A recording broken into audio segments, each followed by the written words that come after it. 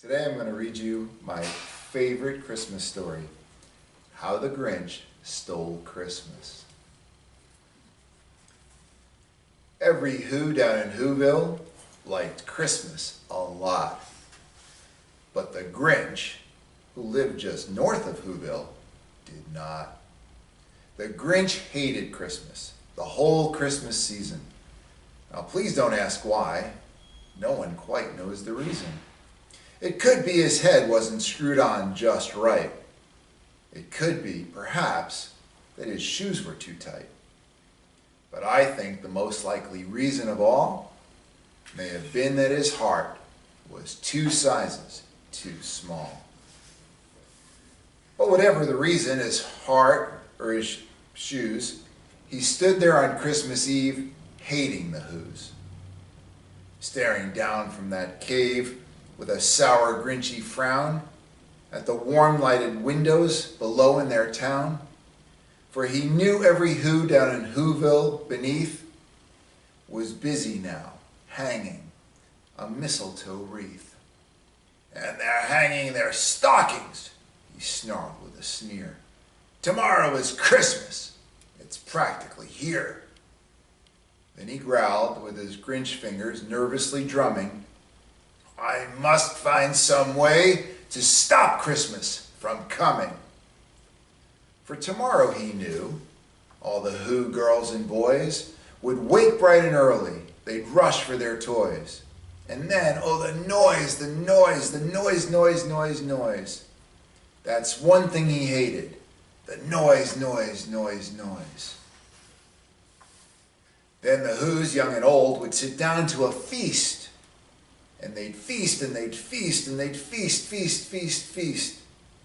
They would feast on Who pudding and rare Who roast beast, which was something the Grinch couldn't stand in the least. And then they'd do something he liked least of all. Every Who down in Whoville, the tall and the small, would stand close together with Christmas bells ringing. They'd stand hand in hand, and the Whos would start singing. And they'd sing, and they'd sing, and they'd sing, sing, sing, sing. And the more the Grinch thought of this Who Christmas sing, the more the Grinch thought, I must stop this whole thing. Why, for 53 years I've put up with it now. I must stop Christmas from coming.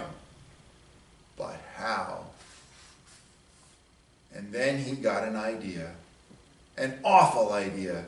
The Grinch got a wonderful, awful idea. I know just what to do, the Grinch laughed in his throat. And he made a quick Santa Claus hat and a coat. And he chuckled and clucked, what a Grinchy trick.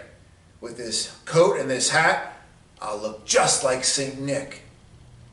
All I need is a reindeer. The Grinch looked around, but since reindeer are scarce, there was none to be found. Did that stop the Grinch? No, the Grinch simply said, if I can't find a reindeer, I'll make one instead. So he called his dog Max, then took some red thread, and he tied a big horn on the top of his head. Then he loaded some bags and some old empty sacks on a ramshackle sleigh, and he hitched up old Max. Then the Grinch said, giddy up! And the sleigh started down toward the homes where the Whos lay a snooze in their town. All their windows were dark, quiet snow filled the air, all the Whos were all dreaming sweet dreams without care. When he came to the first little house on the square, this is stop number 1, the old Grinchy Claus hissed, and he climbed to the roof, empty bags in his fist. Then he slid down the chimney, a rather tight pinch, but if Santa could do it, then so could the Grinch. He got stuck only once for a moment or two. Then he stuck his head out of the fireplace flue, where the little Who stockings all hung in a row. These stockings, he grinned, are the first things to go. Then he slithered and slunk with a smile most unpleasant around the whole room, and he took every present. Pop guns and bicycles, roller skates, drums, checkerboards, tricycles, popcorn, and plums, and he stuffed them in bags. And then the Grinch very nimbly stuffed all the bags one by one up the chimney. Then he slunk to the icebox. He took the Who feast. He took the Who pudding. He took the roast beast. He cleared out that icebox as quick as a flash. Why, that Grinch even took their last can of Who hash. Then he stuffed all the food up the chimney with glee. And now, grinned the Grinch, I will stuff up the tree. And the Grinch grabbed the tree and he started to shove when he heard a small sound like the coo of a dove.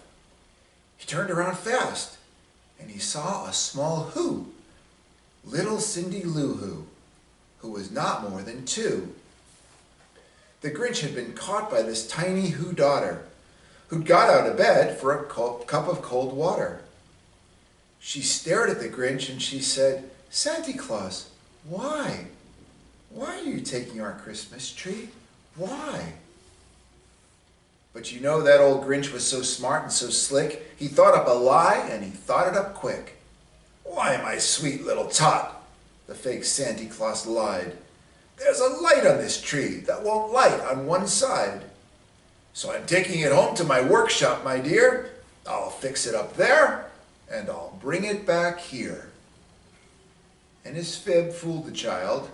Then he patted her head and he got her a drink and he sent her to bed. And when Cindy Lou Who went to bed with her cub, he went to the chimney and stuffed the tree up. Then the last thing he took was the log for the fire. Then he went up the chimney himself, the old liar. On their walls he left nothing but hooks and some wire. And the one speck of food that he left in the house was a crumb that was even too small for a mouse. Then he did the same thing to the other Who's houses, leaving crumbs much too small for the other Who's mouses. It was 1/4 dawn, all the Who's still abed, all the Who's still a snooze, when he packed up his sled. Packed it up with their presents, the ribbons, the wrappings, the tags and the tinsel, the trimmings, the trappings. 3,000 feet up the side of Mount Crumpet, he rode with his load to the tip-top to dump it. "Pooh-pooh to the Who's," he was grinchiously humming. "They're finding out now that no Christmas is coming. They're just waking up. I know just what they'll do. Their mouths will hang open a minute or two. Then the Who's down in Whoville will all cry, 'Boo-hoo!'" "That's a noise," grinned the Grinch, "that I simply must hear." So he paused, and the Grinch put his hand to his ear, and he did hear a sound rising over the snow. It started out low, then it started to grow. But the sound wasn't sad. Why, this sound sounded merry. It couldn't be so, but it was merry, very. He stared down at Whoville, the Grinch popped his eyes, then he shook. What he saw was a shocking surprise. Every Who down in Whoville, the tall and the small, was singing without any presents at all. He hadn't stopped Christmas from coming. It came. Somehow or other, it came just the same. And the Grinch, with his Grinch feet ice cold in the snow, stood puzzling and puzzling. How could it be so? It came without ribbons. It came without tags. It came without packages, boxes, or bags. And he puzzled 3 hours till his puzzler was sore. Then the Grinch thought of something he hadn't before. Maybe Christmas, he thought, doesn't come from a store. Maybe Christmas, perhaps, means a little bit more. And what happened then? Well, in Whoville, they say, the Grinch's small heart grew 3 sizes that day. And the minute his heart didn't feel quite so tight, He whizzed with his load through the bright morning light, and he brought back the toys and the food for the feast. And he, himself, the Grinch, carved the roast beast. The end.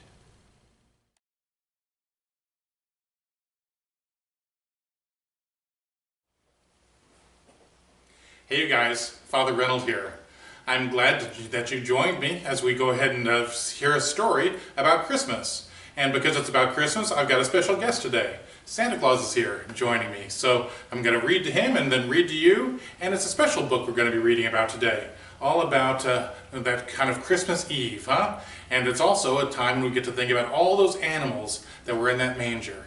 And so the book we're going to read today is 'Twas the Evening of Christmas, and it was written by Glennis Nellist.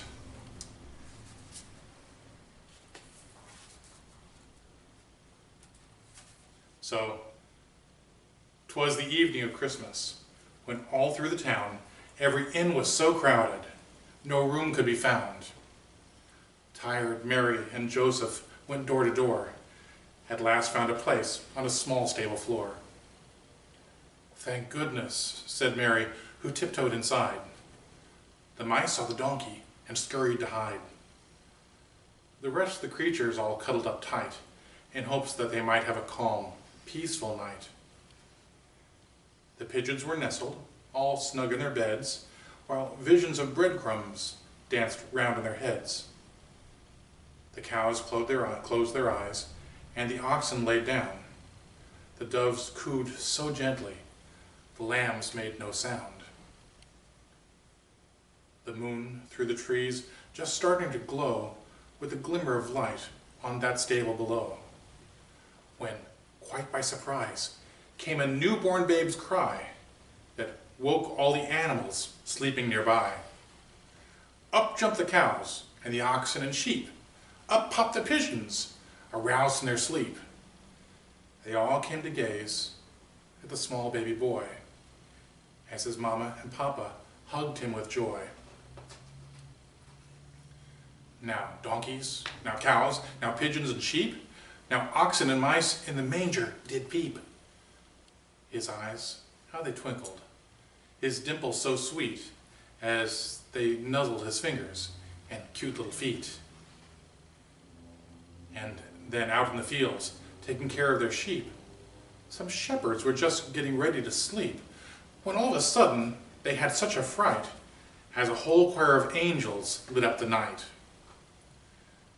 But the song of the angels, the words that they said, soon let the men know that they had nothing to dread. "Dear shepherds, it's wonderful news that we bring. A Savior is born. He is Jesus, the King." They ran to the stable and peeked through the door, and saw something never imagined before. There in a manger, a baby boy lay. No blankets, no pillow, his bed made of hay. And to that small stable came 3 splendid kings, with gifts for the baby, all beautiful things. They jumped from their camels and knelt at his feet, with frankincense, gold, and myrrh that smelled sweet. The stable was filled with a wonderful light, as stars above Bethlehem twinkled so bright. And high in the heavens, God whispered, "My son, you'll bring hope to the world and love every one." Then back to their slumbers the animals curled, amazed at this babe who had entered their world. As Mary and Joseph got ready for bed, they snuggled their baby and kissed his sweet head. As Mary laid Jesus asleep in the hay, she thought about all that had happened that day.